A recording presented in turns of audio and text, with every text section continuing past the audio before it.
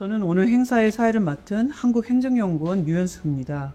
오늘 포럼에서는 최근 전 사회적으로 사회를 관심을 끌고 있는 전기차 안전 관련해 안전관리 기반 전기차 생태계 조성 방향이라는 중요한 주제를 다루게 되었습니다. 오늘 포럼에는 전기차 안전 관련한 교통 전문가, 재난안전 거버넌스 전문가, 그리고 안전 규제 전문가이신 세 분의 발표자와 6분의 토론자를 모셨습니다. 다음으로 한국행정연구원 권혁주 원장님의 인사 말씀이 있겠습니다. 오늘 사회안전포럼은 안전관리 기반 전기차 생태계 구축 방안을 주제로 하고 있습니다. 그래서 저희 행정연구원에서는 그동안 사회안전포럼이라는 논의의 장을 마련해서 여러 가지 주제에 대해서 논의를 해왔습니다. 그래서 폭염이라든지 또 산업재해 이런 부분에 대해서 그동안 재난안전 분야의 연구자들이 다양한 시각에서 연구를 가지고 논의를 했는데요. 이 사회안전포럼은 연구자들이 연구 결과를 논의하는 데 그치는 것이 아니라 그 연구 결과를 정부 정책에 반영을 하거나 또 정부가 정책을 형성하는데 기여하고자 하는 그런 목적을 갖고 있습니다. 또한 정부뿐만 아니라 저희가 논의하는 이런 내용, 또 정부가 정한 정책들을 국민들에게 널리 알리고 소통함으로 인해서 국민들이 재난 안전에 대해서 더 많은 이해를 하고 또 그에 따라서 국민들이 재난에 대비해서 효과적으로 대응할 수 있도록 하는 그런 목표를 갖고 있습니다. 그래서 굉장히 중요한 역할을 한다라고 저희는 자부를 하고 있습니다. 근데 오늘 주제는 말씀드린 대로 전기차 안전에 관한 논의입니다. 그래서 전기차는 지구환경 보호라는 측면에서 또 에너지의 지속 가능성을 위해서 새롭게 기술이 도입되고 발전된 그런 분야입니다. 그런데 이제 이 전기차 안전이 배터리 사고로 인해서 국민들에게 많은 불안을 주기로 했고 또 그에 대해서 우리가 어떻게 재난 안전을 대비하느냐 이런 논의가 꼭 필요한 시점입니다. 그래서 여러분들의 오늘 발표와 논의를 통해서 보다 효과적이고 또 효율적인 대안을 만들어 볼 수 있으면 참 좋을 것 같습니다. 그래서 이 결과를 통해서 전기차 재난이 인해서 발생할 수 있는 재난 안전 잘 우리가 대응하고 또 한편으로는 우리 대한민국 경제가 또 전기차와 같은 새로운 산업에서도 또 적극적으로 활력을 가지고 움직일 수 있도록 하는 그런 하나의 모멘텀이 됐으면 좋겠다는 그런 생각입니다. 오늘 좋은 토론 부탁드리겠습니다. 국무조정실 안전환경정책관실 이용석 국장님께서 한영사를 해주시겠습니다. 지난 8월 1일 날 인천 청라의 아파트에서 이제 지하 주차장에서 전기차 화재가 났고 당시에 정부에서 이제 검정로 대책을 수립을 했습니다. 그때 이제 저희 이제 국무조정실 중심이 돼서 전기차 화재 안전 대책을 수립을 했고 또 올 9월 6일 날 이제 발표를 했습니다. 당시 이제 대책의 취지는 이제 사전 예방 측면이 있었고 화재가 났을 때 이제 사업이 신속히 대응하는 두 가지를 크게 나눠서 대책이 발표가 됐는데요. 오늘 이제 저희가 대책을 발표를 하고 그때도 브리핑에서도 오늘 대책이 일회성은 끝나는 게 아니고 지속적으로 고안해 나갈 것이다 그렇게 말씀을 드렸었고요. 오늘 이제 행정연구원에서 우리 권혁주 원장님 비롯해서 행정연구원에서 오늘 뜻깊은 만들어 주셔서 어떻게 보면은 지금 한 4개월 정도가 시간이 지나가는데 현재 지금 대책은 차질 추이되고 있습니다만 이 과정에서 한번 우리가 전문가분들한테 피드백을 들 부분은 없는다. 그리고 지속적으로 보완함에 따른 우리의 약속을 지키기 위해서 굉장히 소중한 자리다. 이런 생각이 들어서 제가 참석하게 됐습니다. 모쪼록 오늘 이 자리에서 많은 전문가분들 저희 대책의 취지는 아마 저희 국무조정실 과장이 설명을 하겠습니다만 혹시 평소에 생각하셨던 이런 부분은 더 보완이 있으면 좋겠다. 그런 측면이 있으면 기타 쭉 얘기를 해주시고 이런 부분은 저희가 국무정책에 반영을 하겠다는 말씀을 드립니다. 어차피 저희 대책의 취지도 그때 전기차 상생의 원칙이 큰 모토였습니다. 전기차는 저희가 가야 되는 방향이고 그러나 그 가야 되는 방향에서 발생할 수밖에 없는 그런 사고는 최대한 미연에 방지하는 것이 안전한 생태계 조성에 큰 도움이 된다. 이 대책의 취지였기 때문에 오늘 포럼의 모토랑도 많이 잘 맞는 것 같습니다. 좋은 의견 많이 주시면은 동색에 가감 없이 관여하겠습니다. 감사합니다. 첫 번째 발제자이신 한국교통연구원의 이준 파자님을 자리로 모시겠습니다. 오늘 저는 배터리 사용 증대와 교통 분야의 새로운 위협이라고 새로운의 방점을 짚고 갖고 왔습니다. 우선 원장님께서도 말씀하셨지만 친환경이라는 어떤 우리의 정부 기조 정책에 대해서 우리가 이제 전기를 이용할 수밖에 없고 전기를 이용하겠다는 건 소형 배터리 장치가 이제 저에게 필수가 됐습니다. 그림에 나오는데 도심 하늘을 누비는 UAM 아직 계획 단계이긴 하지만 UAM 옆에 보이는 노트북 여러분 가지고 계신 핸드폰 그리고 전기차 수소차 등등등 모든 이제 전자제품이 배터리를 갖고 있는 상태가 됐습니다. 이제 우리가 알고 있는 2차 전지가 될 것 같고요. 전기차 화재 특성을 보니까 대형화됐습니다. 이번에 청라 사고도 언급하셨지만 영국의 사례를 보게 되면요. 불탄 차가 1,400대씩 됩니다. 그리고 여기 보시는 노르웨이 사고 같은 경우는 1,300대 정도가 됐고요. 이게 이제 주차장에 차가 모여있는 데서 불이 났지만 문제가 불을 끌 수 없다는 사실을 우리가 확인하게 되지 않습니까? 그래서 불을 끄지 못하니까 옆에 있었던 전기차 배터리를 가지고 있지 않은 일반 차량들도 이게 화재가 옮겨붙는 문제가 발생을 했고요. 우선 그럼 왜 이렇게 차가 예전에는 안 그랬을까? 왜 이렇게 차가 잘 탈까라는 생각을 해봤는데요. 차가 변했습니다. 경량화, 그다음 내식성, 안정성, 충격 흡수를 해야 되니까 그리고 경제성 때문에 전체 차량의 중량의 10%밖에 차지 안 하지만 전체 부피의 50%를 플라스틱이 차지하고 있습니다. 즉 탈 수 있는 가연성, 물론 난연성을 썼겠지만 탈 수 있는 물질들이 늘어났다는 문제가 있고요. 그것만은 아니었습니다. 그래서 실제로 이렇게 화재가 나니까 어떤 일이 있냐면 1997년까지는요. 95%가 소방대가 도착해서 60분 이내에 진압을 해왔었습니다. 근데 2010년부터 2014년까지를 한번 통계를 내보니까 1시간 이내에 진압은 40%밖에 못합니다. 그리고 50% 이상이 2시간 이상 걸리는 화재들입니다. 즉 불이 나게 되면 어디든 배터리가 좀 숨어있는 상태이기 때문에 진화가 어려움이 있다라는 이제 사실을 알게 됐습니다. 그럼 뭐 사례를 좀 보도록 하겠습니다. 우리가 배터리 화재 사고가 이번에 청라 사고만 있었던 건 아니고요. 여기 보시는 것처럼 경기도 남양주에 전기차 충전 중 화재가 있었습니다. 충전 중 화재는 굉장히 중요한데요. 전기차의 문제만이 아니라 충전기와의 어떤 교호작용, 동시적인 문제가 있다는 거죠. 하나만 짚어보자면 자동차 자체는 국토교통부가 굉장히 관리를 많이 하고 있지만 충전기는 또 주무부처가 다릅니다.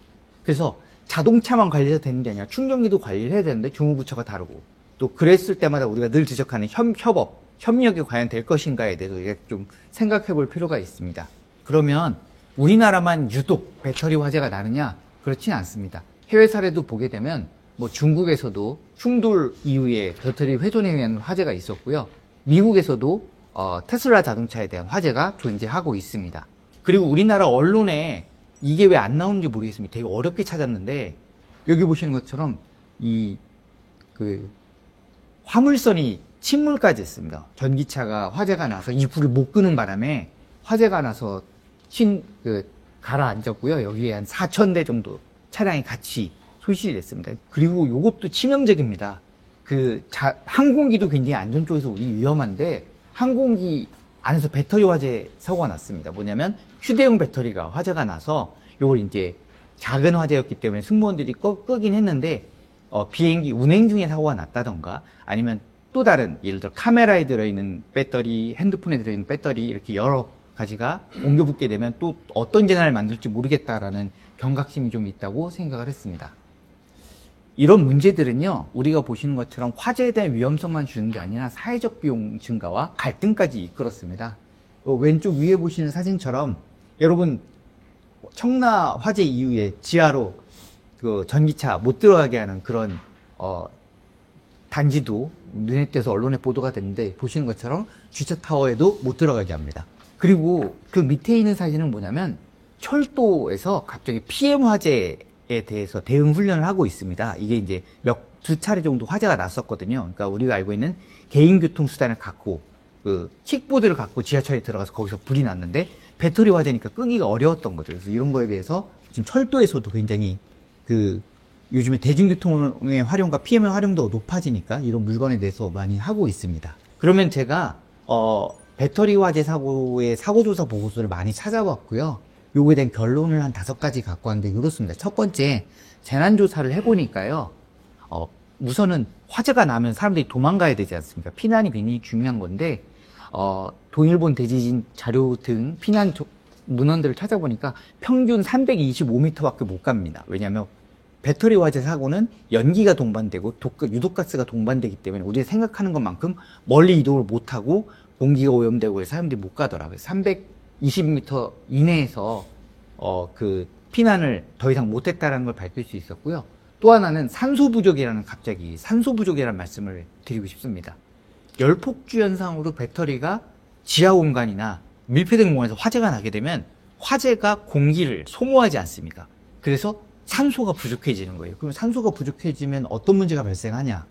소방차가 디젤 엔진을 갖고 진입을 해야 되는데 소방차 엔진이 꺼지는 거예요. 산소가 없으니까. 그래서 진입이 안 된다는 문제가 있었습니다. 이게 몽블랑 터널 화재에서 밝혀졌었고요. 두 번째는 재료의 변화, 언급을 드렸습니다. 차량의 무게가 부피에 비해서 이제 플라스틱이 많아졌다라는 얘기를 드렸고요. 세 번째는 수화 대응 변화인데 전기차 배터리가 질식 수화가 불가능해서 냉각 수화만 되기 때문에 수화가 지금 우선은 전문가가 아니면 끄기가 어려운 상태다라고 볼 수 있고요. 네 번째도 굉장히 의미 있는 결과입니다. 연료의 변화라고 말씀드리고 있는데요. 수소차는 폭발의 가능성도 없다고 말할 수는 없고요. 뭐 최대 안전장치를 우리는 하고 있습니다. 하지만 그런 자동차 자체가 그런 연료를 갖고 다니기 시작을 했고 SUV 차량이 예전에는 40리터씩 싣고 다녔습니다. 기름을. 근데 요즘 60리터, 80리터까지 싣고 다닙니다. 그래서 소형차 열량을 우리가 대략 계산해보면 열량은 이제 열을 낼 수 있는 총 에너지라고 보시면 될 것 같은데 소형차가 3.6메가와트 정도를 갖고 있다고 보고 있습니다. 한 대가. 근데 유조차 한 대, 그 휘발유를 실은 유조차 한 대가 전복됐었을 때 거기서 나오는 에너지 열량이 100메가와트입니다. 즉 차량 30대만 모이면 유조차 한 대만큼의 열량을 낼 수 있는 굉장히 그 화재 위험이 높은 상황이 되었다라고 볼 수 있고요. 다섯 번째는 이제 구조적 변화인데 지하 공간으로 들어가는 데가 많아지니까 지하 주차장도 마찬가지죠. 우리가 피난을 하려면 언덕으로 올라가야 됩니다. 밖으로 나가야 되니까. 근데 화재에서 트렌치 효과라는 게 있어서 언덕으로 돼 있는 쪽에서 불이 훨씬 더 빨리 발생을 하고 연기굴로 모이는 현상들이 있기 때문에 우리들이 화재 대응에 대해서 고민할 필요가 있다라고 보고 있습니다. 그러면 이제 교통으로 좀 넘어가 보겠습니다. 교통에서는 최근 어떤 이슈가 있냐면 지하 공간에 대한 교통 수요가 굉장히 개발이 늘어나고 있습니다. 그럼 제가 그 개념적으로 말씀드리기 위해서 1번부터 4번까지 개념적으로 갖고 왔는데요. 사고가 이렇게 발생했었을 때 우선 1번 일반 도로에서는 화재가 빨간 점이 지금 화재가 난 대로 가정하는 건데요. 화재와 연기 방향이 위로 수직 방향입니다. 피난과 대피는 가로 방향이니까 서로 겹칠 일이 없는 거죠. 그래서 근본적인 문제가 없는데 만약에 터널에서 화재가 나게 되면 피난 방향하고 화재 연기 방향이 동일해집니다. 양방향으로 동일해지고 더 문제는 지하도로는 그게 심지어 길어집니다. 아까 말씀드린 수십 킬로가 될 수도 있고요. 이런 굉장히 피난과 대피, 화재 대응에 어려움이 있을 수 있다고 볼 수 있습니다. 이뿐만 아니라 우리가 고민해 볼 게 있습니다. 지금까지 터널이 많았지 않습니까? 터널은 상부가 산입니다. 그래서 타봐야 이제 뭐 산불이 국수적으로 날 수 있는데, 근데 지하도로 같은 위에 지금 도시들이 형성되고 있습니다. 도시들 밑으로 지나가는 지하도로들.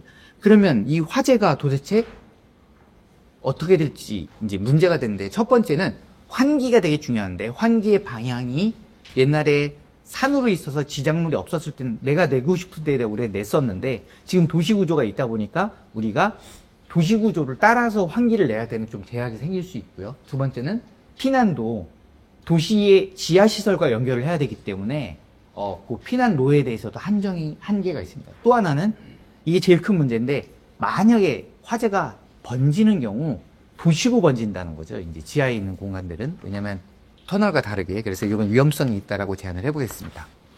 피난 곤란도 말씀드릴 수 있는데요.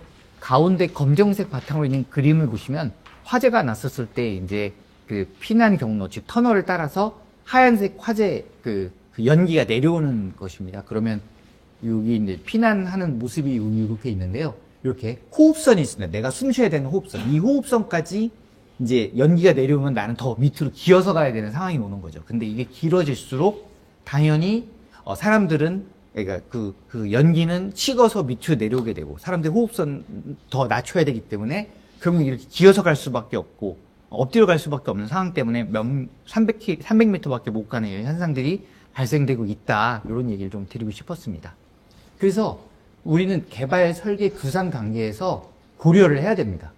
위험성에 대해서 사실 우리가 인지도 못하고 있는 것들이 너무 많거든요. 그래서 이건 좀 발제를 여러분과 같이 해서 이런 우리가 생각하는 배터리 화재의 문제점이 우리가 관측한 청라만의 문제가 아니다라는 걸 얘기를 해서 어떤 개발 설계 구상의 자동차, 그 다음에 충전소, 그 다음에 충전소의 위치, 상부 하부의 문제들을 다 고려해야 된다고 생각하고 있습니다. 그래서 도로 환경의 방제 영향과 전략을 재평가를 한번 해볼 필요가 있다.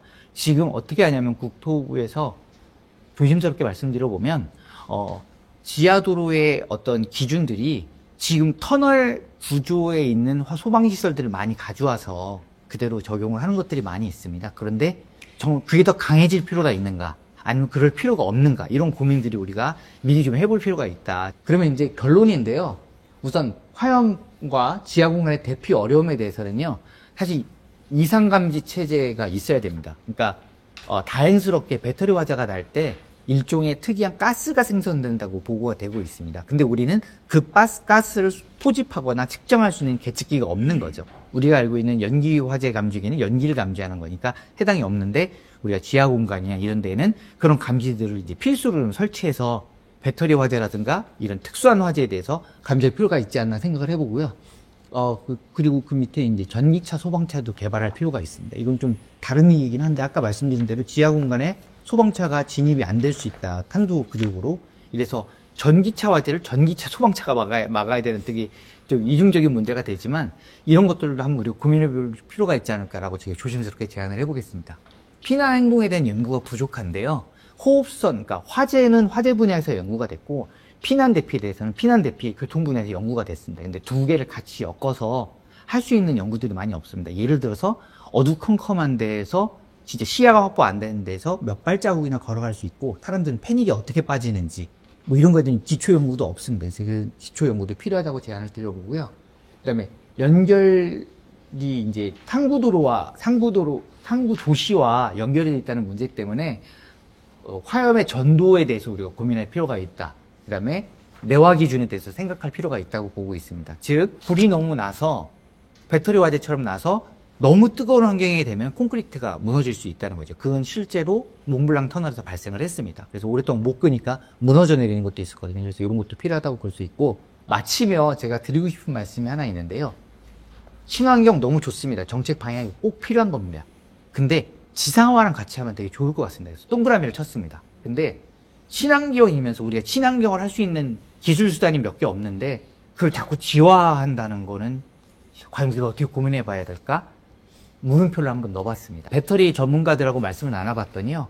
10년 이내에는 화재 발생이 없는 배터리 생산이 가능할 것이다. 이미 시제품은 있다. 생산성이 없을 뿐이다라고 얘기를 하더라고요. 그래서 우리가 지금 과도기를 맞이하고 있습니다. 그러니까 그 10년 동안은 우리가 이 상황에 살아야 되고요. 10년 후로는 개선이 될 거라고 볼 수 있다라는 전문가 의견들이 있기 때문에 무조건 굉장히 우리가 비판적으로만 보진 않아도 된다라는 얘기를 좀 드리면서 희망의 메시지를 전하고 마무리하도록 하겠습니다.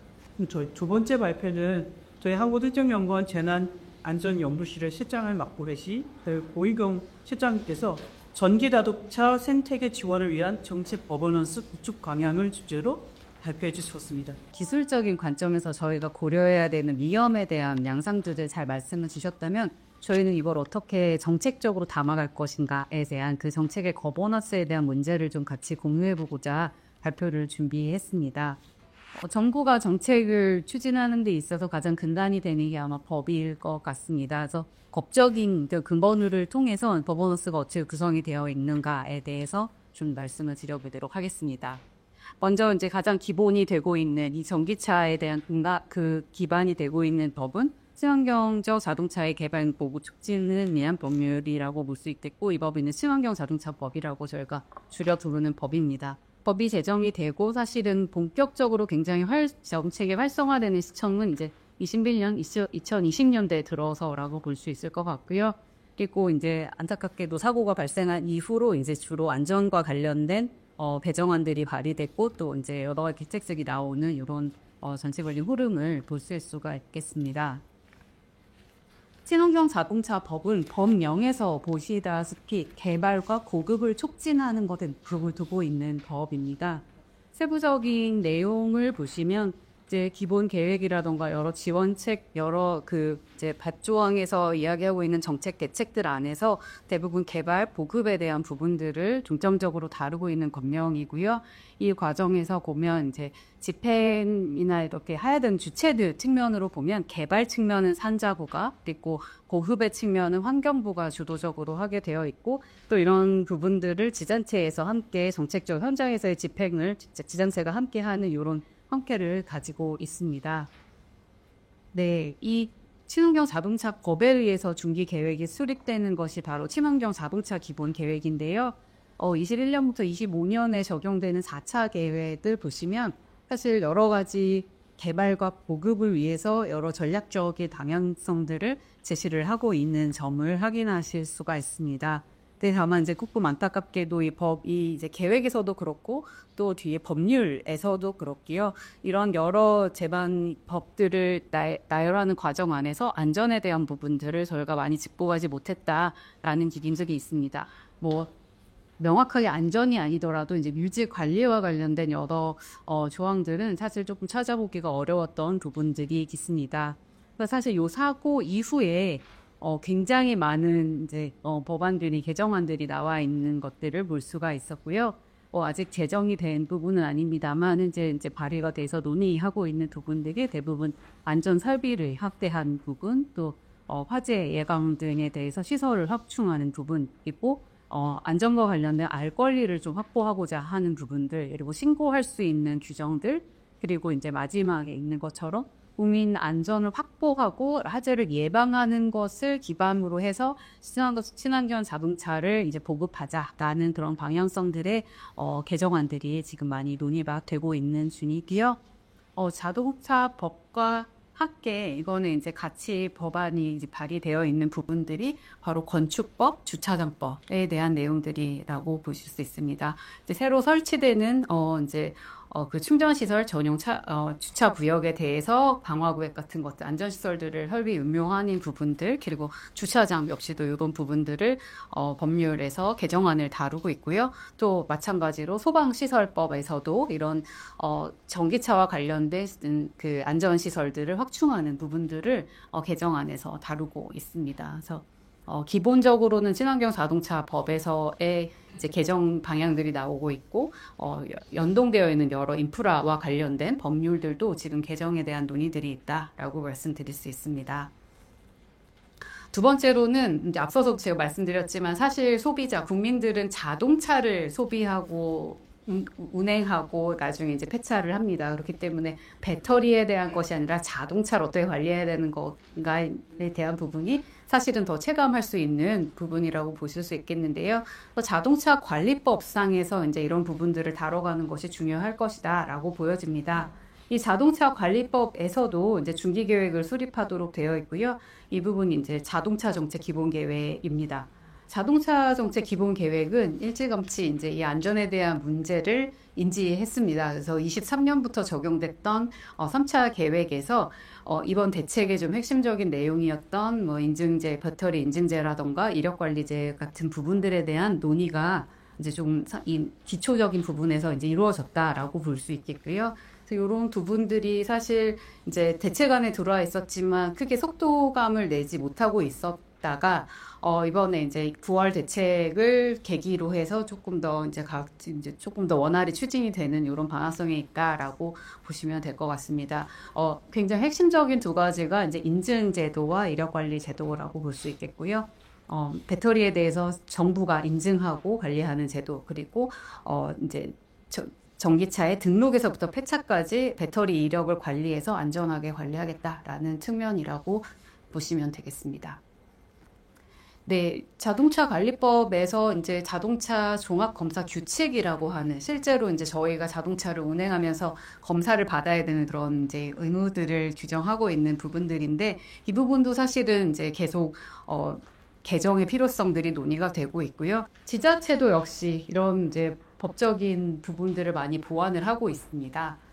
인천 화재 사고 이전에는 상대적으로 그 확산이나 보급 측면에서의 조례가 굉장히 많았습니다. 찾아보면 뭐 보급 촉진, 이용 활성화, 그리고 이제 정비 산업의 변화들이 나타나기 때문에 친환경 자동차 정비 산업 활성화 이런 측면에서의 조례들이 있던 것을 볼 수 있었고요. 인천 사고 이후에는 이 관련 조례, 안전과 관련된 조례의 수가 급증하는 그런 것들을 확인할 수가 있었습니다. 이 조례의 내용들은 사실은 뭐 굉장히 지역별로 유사하게 구성이 되어 있어서 안전 시설에 대한 설치 기준 이런 걸 설치하는 거에 있어서 지원 그리고 대응 매뉴얼 이런 부분들을 담고 있고요. 이제 중앙 정부의 이런 대책들이 구체화되면서 이런 조례들도 조금 더 보완하는 그런 결과들이 있지 않을까라고 생각을 합니다. 그래서 법적인 부분으로 이제 봤었을 때 전기차와 관련된 정책의 현황들은 이렇게 구성이 되어 있다라고 말씀드릴 수 있겠고요. 이 부분을 이제 저희가 정책 거버넌스라는 관점으로 조금 다시 논의를 해보고자 합니다. 사실 여기 조금 밝은 색으로 표시가 되어 있는 부분들은 그래도 기존에 어느 정도 이제 정책들로 논의가 좀 됐던 부분들입니다. 그래서 개발을 하고 보급하고 또 시설 확충하는 이런 부분들에 대해서는 앞서서 말씀드린 것처럼 산자부와 환경부를 중심으로 그리고 일부 이제 국토부에서의 자동차 관리와 관련된 부분들을 중심으로 논의가 조금 된 부분이 있었고요. 다만 이제 앞서서 이준 박사님 발표에서도 말씀 주셨지만 저희가 도로교통 인프라에 대해서도 많은 변화가 있어야 되는데 그런 부분에 대한 논의는 사실 많이 되지 못했던 부분들이 있고요. 또 이런 시설들을 유지 관리하는 이 이제 친환경 자동차와 관련된 여러 시설들을 유지 관리하는 측면에서의 많은 논의들은 사실 포함이 되지 못했었던 그런 부분들이 있습니다. 뒤에 다시 말씀드리겠습니다만 이 폐배터리와 관련된 논의들도 아직 진행 중에 있고 구체적인 어떤 방향성 등이 논의되지는 못했다라고 보여지고요. 안전이나 화재에 대한 거는 어떤 특정 단계에 들어가는 것이 아니라 사실은 개발 보급 단계에서도 고민이 되고 운행 중에서도 모니터링이 돼야 되는 그런 이슈임에도 불구하고 지금까지 이제 전기차 정책을 논의함에 있어서 주요 플레이어로 이제 같이 논의되지는 못했던 이런 부분들이 있다라고 보여지고요. 사실 제가 오늘 발표드리는 주요 이 거버넌스는 정부 부처를 중심으로 하는 거버넌스인데 사실 많은 기사들이나 이런 내용들을 찾다 보면 이 정부 부처 이외에 소속 기관들, 산하 공공기관들의 역할들이 굉장히 중요하고요. 또 같이 목소리를 높이고 있는 여러 관계 협회 단체들이 굉장히 많은 점을 확인할 수가 있었습니다. 저희가 이 거버넌스에서 함께 논의해야 되는 범위는 굉장히 좀 포괄적으로 고민해봐야 되는 것이 아닌가라고 생각이 들었습니다. 이런 틀을 가지고 저희가 이 거버넌스가 없었을 때, 거버넌스가 부재할 때 이제 어려움을 겪을 수 있는 이슈들에 대해서 몇 가지를 좀 짚어보도록 하겠습니다. 먼저 이제 거버넌스가 없다라는 건 이제 협업의 기반이 좀 부족하다라는 점이라고 저희가 이해할 수가 있겠고, 그랬을 때 이제 이슈별로 이 부처 간의 업무에 대한 것들을 어떻게 조정하냐의 문제일 텐데요. 두 가지가 굉장히 대비되는 이제 조정의 건이 있어서 제가 이제 가지고 왔는데, 한 가지는 폐배터리와 관련된 언론 보도의 헤드라인입니다. 첫 번째 보시는 것 같이 우리가 맞겠다라고 기싸움을 했다라는 기사가 있고요. 전기차 화재와 관련돼서는 이제 중구난방 이런 뭐 컨트롤 타워의 부재 이런 이제 헤드라인들을 좀 확인할 수가 있었습니다. 다시 말해서 이제 산업이나 이런 좀 이제 또 지능과 관련된 이런 업무가 중복이 되고 서로 맡으려는 이런 부분에 있어서의 총괄 조정의 문제이고요.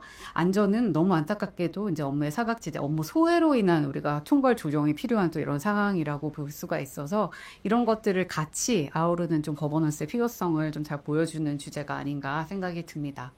폐배터리에 있어서도 이미 이제 이런 대책들이 나오고 있습니다. 근데 뭐 여러 가지 산업 육성에 관한 관점으로 이걸 어떻게 가져갈 것인가에 대한 이제 운영에 대한 논의들이 나오면서 여기 보시는 것과 같이 국토부, 산업부, 그리고 환경부가 서로의 역할들과 이제 체계 안에서의 그 업무 영역들을 이제 얘기를 하고 있는데요.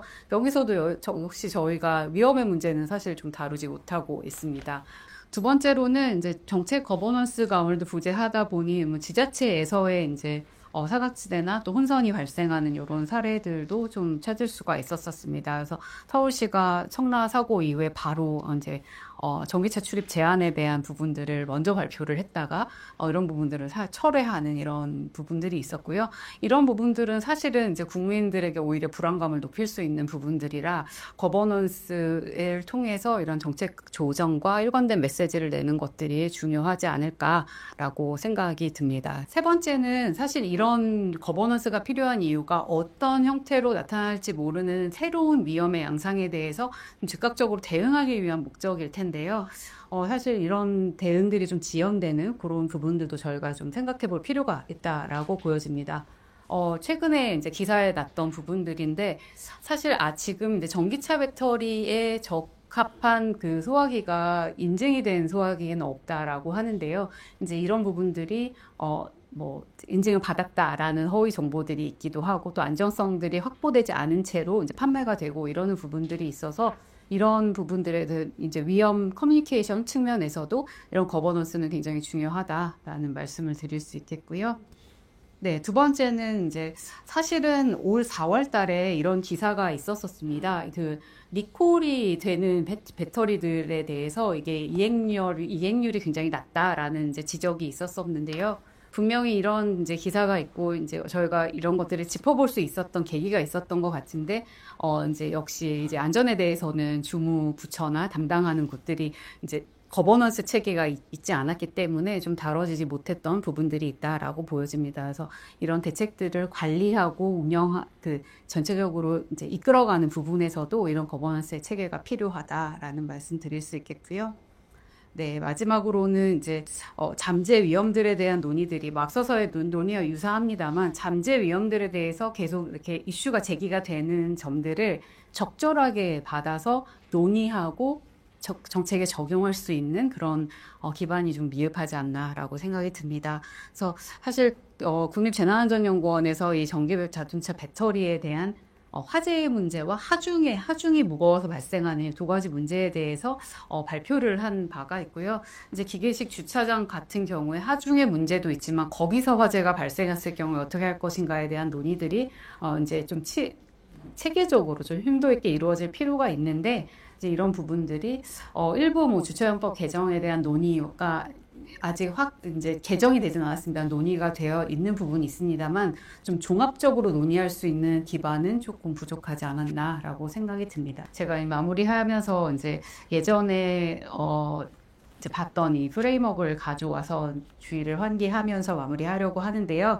이게 벌써 10년 전에 발표됐던 이제 UNDRR에서 발표됐던 프레임워크입니다. 당시에 이미 위험이 예전처럼 외생적인 변수가 아니라 우리가 개발 과정에 내재되어 있는 내재적인 위험이라는 점들을 이미 짚은 바가 있고요. 그렇다 보니 이제 위험을 대응하는 정책 수단들도 외부적 수단이 아니라 저희의 계획과 그 예방 관리 안에서 이제 다루어져야 된다. 그리고 이 피해에 대한 것도 사회 경제적인 피해 영향까지도 다뤄야 하고 이런 것들을 논의하기 위해서 다양한 이해관계자가 필요하다라는 논의들을 사실 이미 10년 전에 이런 프레임워크로 짚은 바가 있습니다. 근데 전기차 이 발표를 준비하면서 이 프레임워크가 생각나서 이제 이걸 같이 소개를 드리면서 마무리를 하려고 합니다.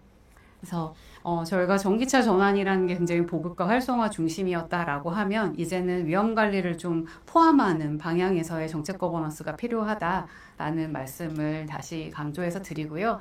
저희가 이제 위험 연구를 좀 하다 보면 이제 많이 등장하는 그 위험의 양상 키워드들이 좀 있는데요. 앞서 말씀드린 것처럼 이제 내재적인 위험이라는 점. 그래서 저희가 이런 일련의 과정 안에서 위험성이라던가 적격성 같은 것들을 짚어가는 제도적 장치가 필요하다라는 점. 그리고 두 번째로는 분명히 위험의 양상들이 변하고 있다라는 점. 그래서 이머징 리스크에 대한 우리가 어떻게 준비하고 어떻게 이 이슈들에 발빠르게 이제 확인하고 확인해 갈 것인가에 대한 부분들이 있겠고요. 마지막으로는 이 위험이라는 게 이제 단순히 화재의 문제는 아닙니다. 앞서 뭐 이준 박사님 발표에서도 말씀 주셨지만 주민 갈등으로도 이어지고 또 여러 가지 정비 산업이라던가 여러 사회 전체 시스템 전체에 영향을 주는 파급성을 갖기 때문에 이 전기차 전환과 관련된 우리가 조금 더 종합적이고 포괄적인 사회적 영향을 고려할 필요가 있지 않나라고 생각이 듭니다.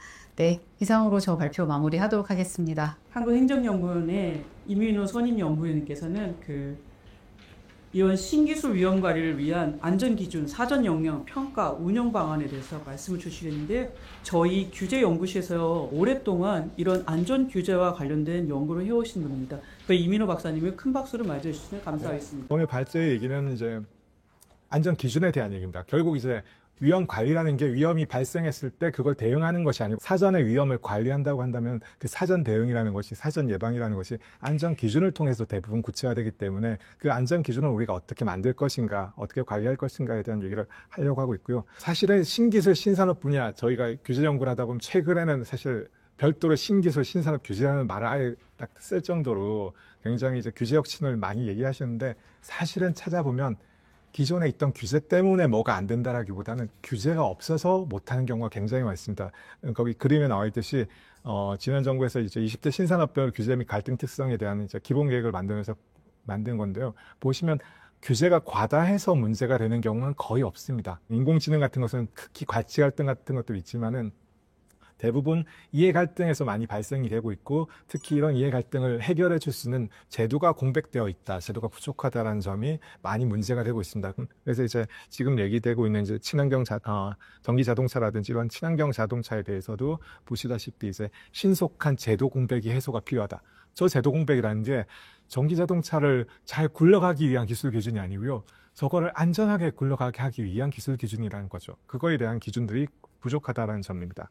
그래서 그런 안전기준을 만들어야 되는데 안전기준이 그럼 도대체 뭐지라는 얘기부터 문제가 된다는 겁니다. 사실 이제 재난안전법에 따르면은 안전기준에 대한 정의가 있는데 이게 사실 굉장히 형식적이고 과거에 아까 새로운 위험이라고 얘기했지만 새로운 위험에 걸맞은 안전기준의 개념은 아니다라는 게 생각입니다.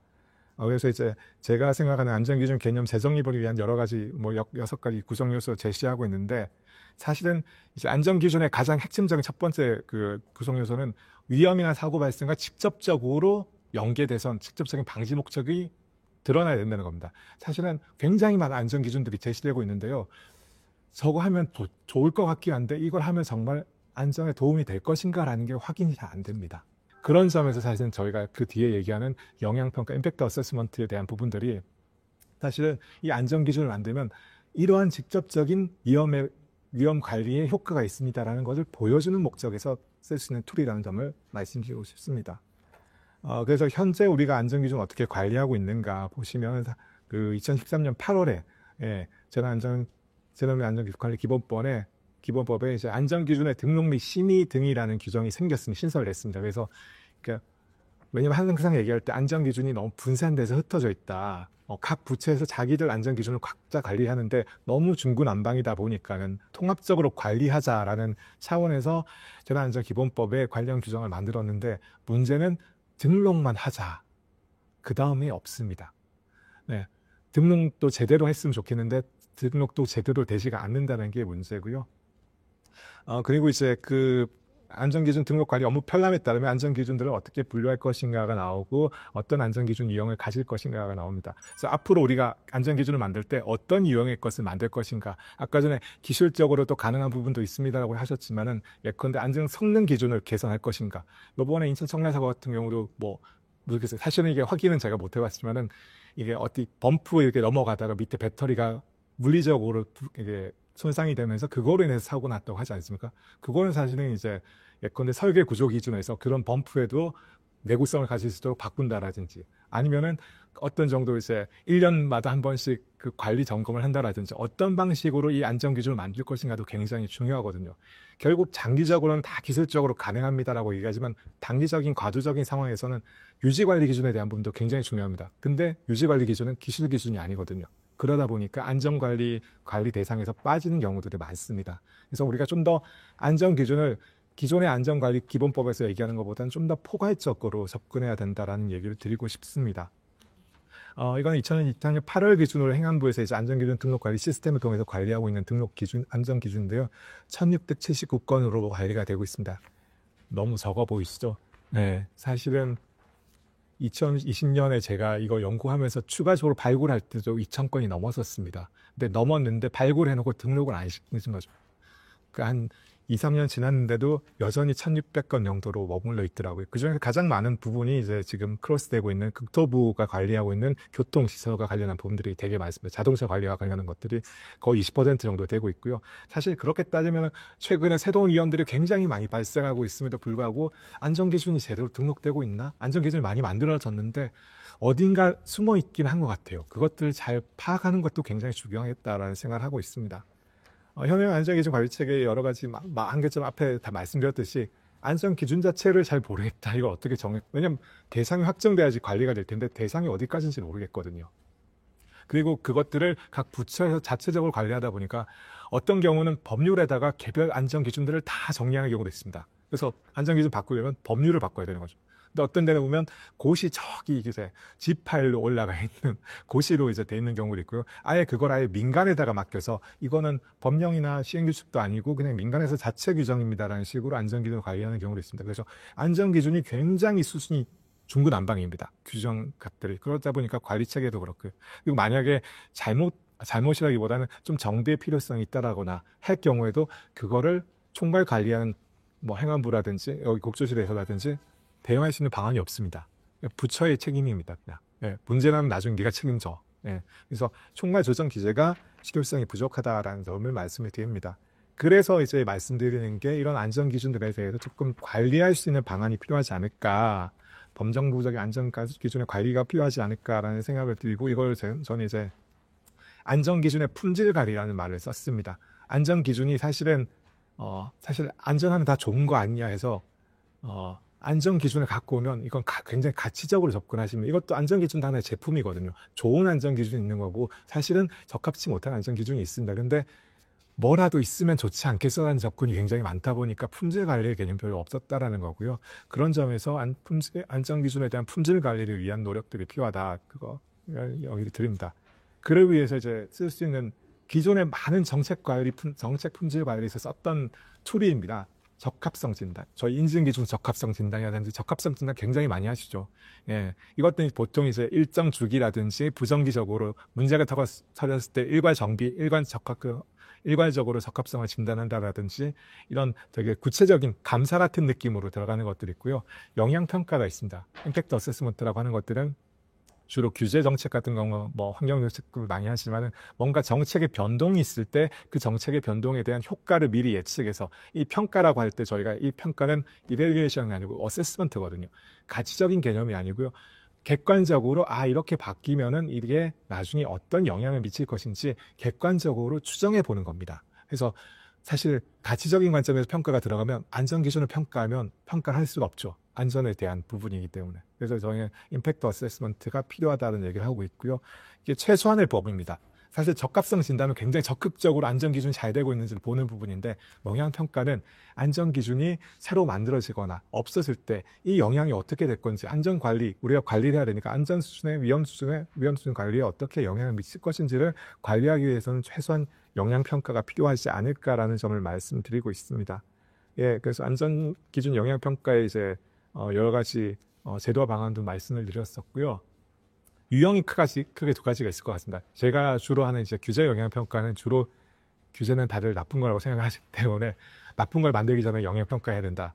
없을 때는 안 해도 됐다라고 하시거든요. 근데 사실 안전 기준은 중립적입니다, 사실은. 그러다 보니까 만들 때도 신설 강화할 때도 이 안전 기준이 정말 잘 필요한지 안전성 제보 효과가 필요한 적절한지에 대해서 평가를 하는 부분도 필요하지만 더 중요한 거는 안전 기준을 폐지할 때 아까 전에 생태계 저희가 지금 전기자동차상 생태계 활성화 얘기를 하는데 아까 오윤경 박사님이 얘기하셨던 위험 관리 기반의 생태계 조정이라는 것이 결국 두 개를 다 같이 가겠다는 거거든요. 그러다 보니까는 주로 기존의 안전 기준 약간 과도한 이제 안전 기준의 완화를 통해서 생태계를 활성화하는 방법들 그런 것들을 얘기할 때 이런 폐지 완화 안전 기준에 대한 영향 평가가 굉장히 중요할 것 같습니다. 이건 영향평가 절차에 대한 부분들을 제가 생각해 본 거고요. 대표적으로 많이 이제 영향평가, 안전기준과 관련해서 저희가 규제 영향평가 같은 것들 할 때는 이제 규제에 따른 비용과 편익에 대한 BC 분석을 많이 하는데요. 사실은 안전기준을 영향평가한다고 해서 어떤 방법을 쓸 수 있을 것인가.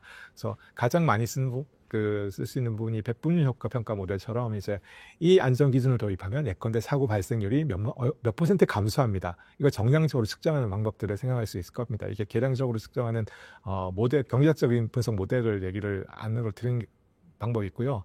예. 백분율 효과가 어렵죠. 사실은 이제 데이터가 있어야 되거든요. 이 안전기준을 안 만들어 봤는데 이 안전기준을 통해서 어떤 효과가 나타날지 정확하게 예측하기 어렵다 보니까는 그런 차선적인 방법으로 사회적 영향 예측을 위해서 예컨대 이제 정성적으로 전문가들의 위험성 평가라든지 위험 발생 비율과 위험 발생에 따른 정도를 이제 서로 크로스 매트릭스로 만들어서 안전기준 도입 전의 영향 정도가 이 정도인데 도입 이후에는 이 정도로 감소될 것 같습니다를 이제 전문가 조사를 통해서 전문가 평가를 통해서 수행하는 방법도 있을 것 같습니다. 모의 사례를 두 가지 간단히 말씀드리면서 저 과제를 맡을 겁니다. 첫 번째는 안전기준을 신설하는 과정이었습니다. 신설하는 과정에서 어떻게 영향평가를 할 것인가에 대한 부분이고요. 당시 이제 한참 핫이슈였던 이동식 크레인에 대한 안전기준 강화 부분이었습니다. 그래서 이 이동식 크레인에 대한 안전기준을 강화하면 어떤 효과가 나타날 것인가. 당장은 당연히 도입을 하겠죠. 근데 이제 이 안전기준이 정확하게 이제 효과가 있고 향후에도 계속적으로 어떻게 관리할 것인지에 대해서 사전에 그 안전기준에 대한 효과를 어세스먼트 하는 부분들이 필요할 것이고 그런 측면에서 신설 강화 안전기준에 대해서 영향평가가 필요하다라고 해서 2020년도에 위험기계기구 안전인증 고시가 일부 개정하는 상황에서 저희가 안전기준 영향평가를 모의적으로 수행했었습니다. 그래서 당시에 이제 안전기준 백분율 효과 분석 모델이라고 해서 이제 앞서 말씀드렸듯이 기존의 이제 재해 발생률을 보니까는 고소 작업대에서 이제 재해 중 추락하거나 전도를 통해서 발생해서 발생되는 재해 비율이 얼마 43.4% 파악되고 그 중에서 이제 고소 작업대 등록 대수가 얼마고 그리고 사고 발생률이 얼마인데 향후에 이제 이거 안전 기준량이 그렇습니다. 또 그리고 한번 도입되면 기존 거는 또 소급 적용이 안 되다 보니까는 새롭게 도입되는 것들만 영향을 받게 되죠.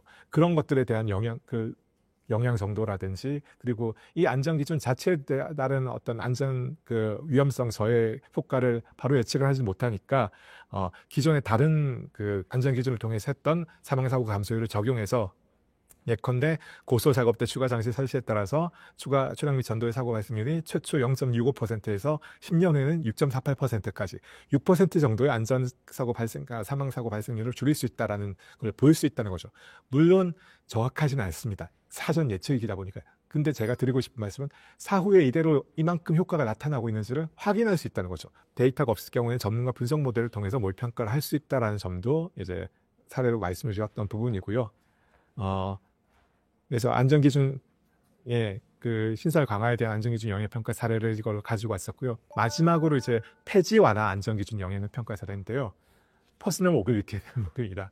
안전기준이 너무 세가지고 이거 준수하다 보면 사업을 못하겠다라는 얘기가 되게 컸었습니다. 그러다 보니까는 기존에 나왔던 이제 헬멧 써야 되는 거라든지 이런 것들에 대한 안전기준을 완화하는, 착용 의무를 완화하는 사례가 2020년도에 도로교통법 시행규칙에서 있었습니다.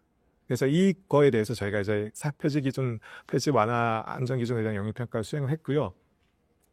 집행 효율성이 굉장히 떨어진다. 지금 안전기준이 있긴 한데 문제는 안전기준의 타당성보다는 집행 효율성이 굉장히 떨어진다는 얘기를 영향평가를 통해서 하고 있고 그럼에도 불구하고 이 안전기준을 폐지했을 때 안전재고에 대한 어떤 안전 위험성을 높일 가능성이 있을까?